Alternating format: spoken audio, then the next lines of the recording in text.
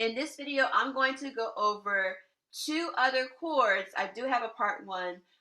Two other basic chords that every piano beginner should know.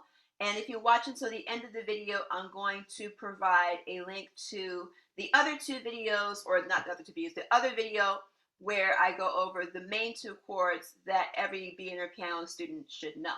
So here, we're going to go over two chords that are not really used too often in music, but I'm going to give you some examples of when they are used, and you'll kind of understand their role in basically giving some kind of expression or giving some kind of mood to a type of song.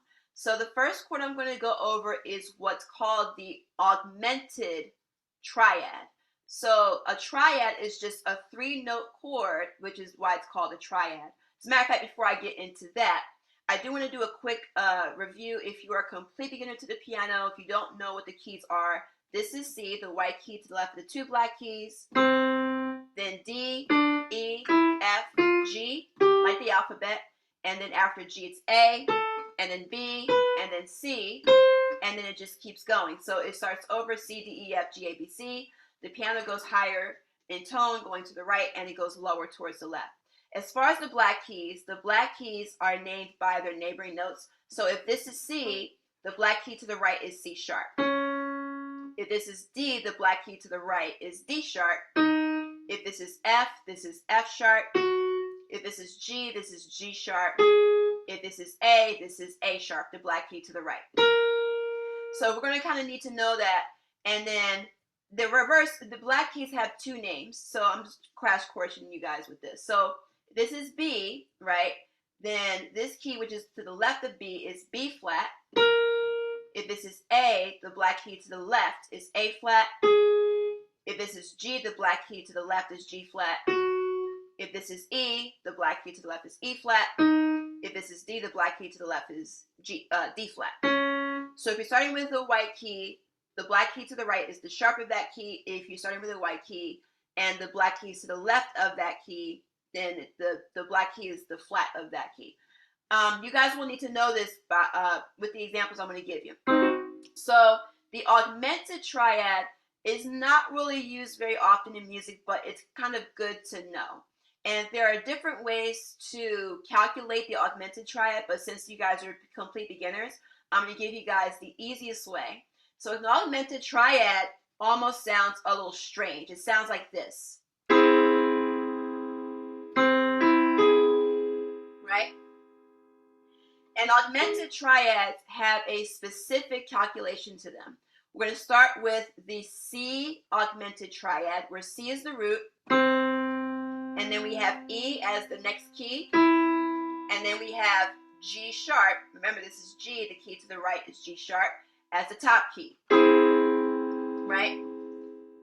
So in order to build an augmented triad, starting with any key as the root, and I'll give you a couple of examples. So if you start with C, you have to count 4 half steps and another 4 half steps. What do I mean by that? If you start with C, from here to here is a half step. So from here to here is a half step, from here to here is a half step, from here to here is a half step, so on and so forth. So if you count 4 half steps, you get from C to E. And what does that look like? So C is the 0 point. You go 1, 2, 3, 4. To get to the final key of the augmented triad, then from E, you count another 4 half steps. So you go from here, it goes 1, 2, 3, 4. And that's how you land a augmented triad, right? So if I were to say, pick a random key, right? Let's say if I were to pick D, right? If I wanted to build a D augmented triad, I would start with D. I would count 4 half steps. So from D, I would count 1, 2, 3, 4, and I have F sharp. And then from F sharp, I count another 4 half steps. 1, 2, 3, 4, and I now have a D augmented triad, right? So what are some examples of when the augmented triad is used? Again, it's not used very often, but it is used in, genres like jazz and things like that. But I'll give you a very simple example. For those of you guys who've ever played video games before, if you played Super Mario, right? If you've ever, I think it was Super Mario 3, the one where he has Yoshi. For my video game nerds, if you know this, I think you'll really appreciate the example I'm going to give you. If you haven't heard this before, that's perfectly fine. I just want you to hear where augmented triads might be used. So if you've ever beaten the the Bowser, the final boss Bowser, and if you've heard the end credits where it goes dun dun dun dun, right? Right? The first two chords that happen in that song, it goes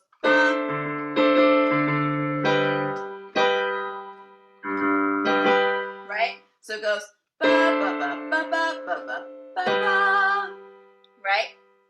There is my augmented triad that my right hand is playing. So here is just the B augmented triad. So it starts with B, and it goes 1, 2, 3, 4, and then 1, 2, 3, 4, right? And then I have the G at the bottom, right? So ba, ba, ba, ba, ba,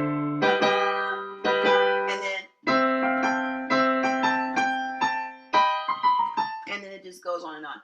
So that's just an example of when an augmented triad is used. Before I get into the other chord that you need to know, I do have a free piano in 3 steps video where I go over the first three things you need to learn in order to learn piano as a complete beginner. If you want to begin your journey with the piano, that 3-step video is a great start. It's free. The link to sign up for that video is in the description box. So go ahead and click that and sign up for my free video. Now back to this. The other chord that you need to know as a piano beginner is going to be what's called the diminished triad.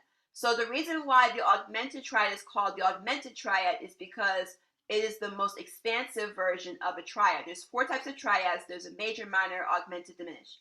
So the augmented one is kind of like the biggest one, which is why it's called augmented. And the diminished triad is kind of like the smallest version of a triad, which is why it's called diminished. So if you think about how we had to build the augmented triad using 4 half steps and 4 half steps, the diminished triad is going to be counted 3 half steps and 3 half steps. So it's just 3, 3. So if I were to start with C, right? And by the way, a diminished triad sounds like this, right? And I'll give you a couple of examples of how diminished triads are used. But to calculate it, let's say if I wanted to build a C diminished triad, I start with C, and I count 3 half steps. I go 1, 2, 3, which lands me on the E flat. And then I go from here another 3 half steps. So I go 1, 2, 3. And I have what's called a C diminished triad. Right? So if I wanted to build a diminished triad anywhere else, I would do, let's say if I wanted to build an F diminished triad, right? I would start with F. I would count 3 half steps from F. I go 1, 2, 3. And then from here, I'd count another 1, 2, 3. And now I have an F diminished triad, right? You might have heard this particular chord in some funny examples like this one, right? So that is one example, but diminished chords are actually very much used in gospel music too. So for example, if I were to do a run, right? So, and I'm not like a gospel person, so please don't ask me for gospel lessons. I have a friend of mine who does have gospel courses in my school. So if you want to get gospel courses, you can look that up. But again, this is just me kind of knowing very, very basic, So there we have a diminished triad, right? Or, so if I wanted to go something simple,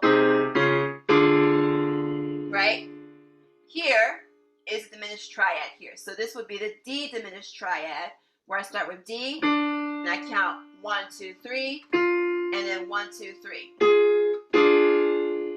So that is a D diminished triad. So again, if you're into gospel music or you want to get into gospel music, you definitely want to familiarize yourself with the diminished triad and another chord, another type of chord, which is a 4-note chord, is called the diminished 7th chord. So that's for a different video for a different time.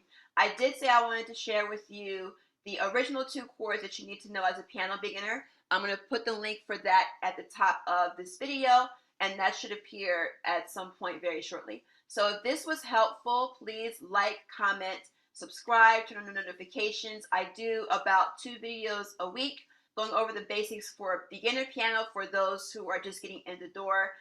For learning piano, I have all types of content on here for you to help you begin your piano journey. If you do have any questions or feedback, please put them in the comment section. I'm very interactive with my viewers who put comments in the comment section. I'll be sure to answer them. So thank you for watching, and I look forward to seeing you guys in a future video.